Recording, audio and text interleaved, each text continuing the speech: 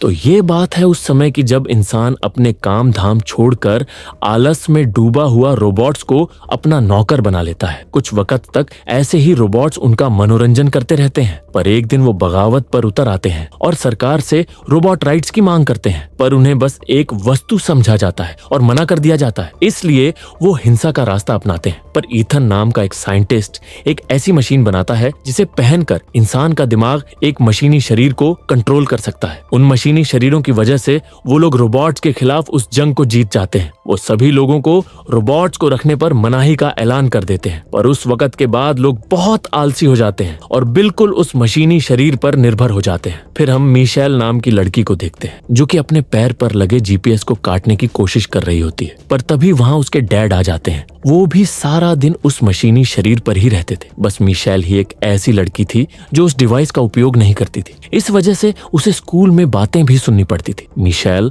और उसकी फैमिली का एक कार एक्सीडेंट हुआ था जिसमें कि उसने अपनी फैमिली के साथ अपना सबसे प्यारा भाई भी खो दिया था, और अब वो एक आदमी के साथ रहती है जिसने उसे अडॉप्ट किया है। फिर रात को उसे घर के बाहर से किसी की आवाजें आती हैं। जब वो बाहर जाकर देखती है तो वो एक रोबोट को देखकर डर जाती है और अंदर आ जाती है। वो अपने बेड के नीचे छिप जाती है, पर रोबोट उसे ढूंढ लेता है। वो रोबोट मिशेल पर हमला नहीं करता बल्कि उसे कुछ बताने की कोशिश करता है, पर उसे अंदर की तार टूटी होती है जिसे कि मिशेल सही कर देती है। फिर वो रोबोट मिशेल को बताता है कि उसका नाम किकोस्बो है और वो उसका भाई है जिसकी असली बॉडी को कहीं छुपा कर रखा गया है, और वो इस रोबोट को अपने दिमाग से कंट्रोल कर रहा है। जब मिशेल उससे पूछती है कि उसका शरीर कहाँ है तो वो उसे बताता है कि एक चश्मे वाले डॉक्टर को इस बात का पता है। फिर मिशेल को वो डॉक्टर याद आता है जिसने एक्सीडेंट के वक्त उसे बताया था कि उसका भाई मर चुका है। फिर मिशेल का वो बाप वहां आ जाता है जिसने उसे गोद लिया है। वो रोबोट को देखकर भड़क जाता है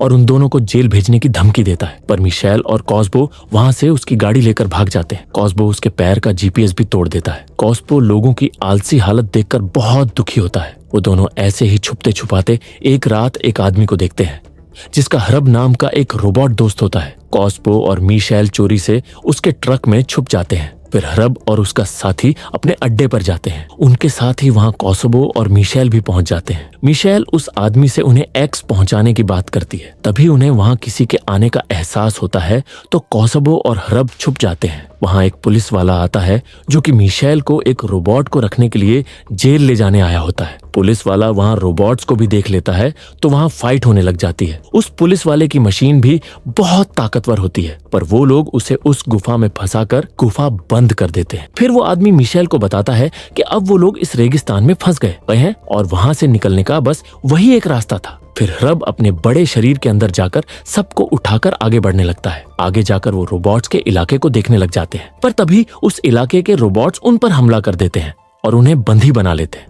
फिर उन्हें अंदर लेकर जाया जाता है जहां उन्हें एक पीनट नाम का रोबोट मिलता है। वहां के रोबोट्स ने सरकार के साथ सहमति करके उस जगह को ही अपना घर बना लिया है। फिर मिशेल पीनट को अपने भाई और डॉक्टर एम्बर के बारे में बताती है तो पीनट उसे डॉक्टर एम्बर के बारे में पूरी जानकारी दे देता है कि वो उन्हें कहाँ मिलेगा। पर जिस जगह पर वो रहता है वहाँ बहुत खतरनाक रोबोट्स रहते हैं जो कि दूसरे रोबोट्स को मार देते हैं। इसलिए वहाँ के कुछ रोबोट्स और वो चारों डॉक्टर एम्बर के ठिकाने पर पहुंच जाते हैं, पर वहाँ कुछ रोबोट्स उन पर हमला कर देते हैं। पर डॉक्टर एम्बर उन्हें बचा लेता है और घर के अंदर ले आता है। जब मिशेल गुस्से में उससे अपने भाई के बारे में पूछती है तो वो बताता है कि जब रोबोट्स बगावत पर उतर आए थे तब जो मशीनें बनाई गई थी उन्हें पावर उसके भाई के दिमाग से ही मिलती है। वो बताता है कि उसका भाई ईथन की लैब में है और वही लोगों के मशीनी शरीर को पावर देता है। तभी वहां फिर से वो पुलिस वाला आ जाता है और साथ ही ईथन के आदमी भी। वो लोग वहां कॉस्बो को लेने आए होते हैं क्योंकि उसके भागने की वजह से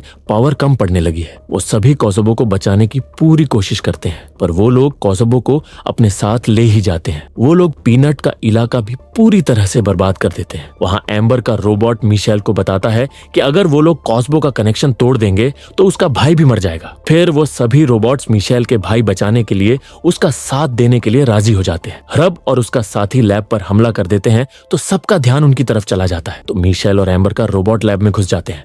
बाहर रोबोट्स और इंसानी मशीनों में जंग लग जाती है, तो ईथन भी बड़ी सी मशीन लेकर जंग में चला जाता है। लैब दो डॉक्टर्स कॉस्मो के शरीर के पास होते हैं, तो एम्बर का रोबोट उन्हें डरा कर भगा देता है। फिर मिशेल भी एक मशीन पहन लेती है जिसके जरिए वो अपने भाई से बात करती है। उसका भाई भी उसे कहता है कि वो उसे मार दे, वो भी ऐसी जिंदगी नहीं जीना चाहता। बाहर ईथन रब पर हमला करके उसे मार देता है। उधर मिशेल अपने भाई का कनेक्शन लैब से काट देती है और इंसानी मशीनें काम करना बंद कर देती है। जब रब का साथी रो रहा होता है तो अंदर से रब छोटे से रोबोट के शरीर में बाहर आता है। तो आयथन को एक बच्चे की जिंदगी खराब करने के लिए जेल हो जाती है और लोगों को उन मशीनी शरीरों से छुटकारा मिल जाता है। तो अगर आपको ये मूवी पसंद आई तो हमें सब्सक्राइब जरूर से करना।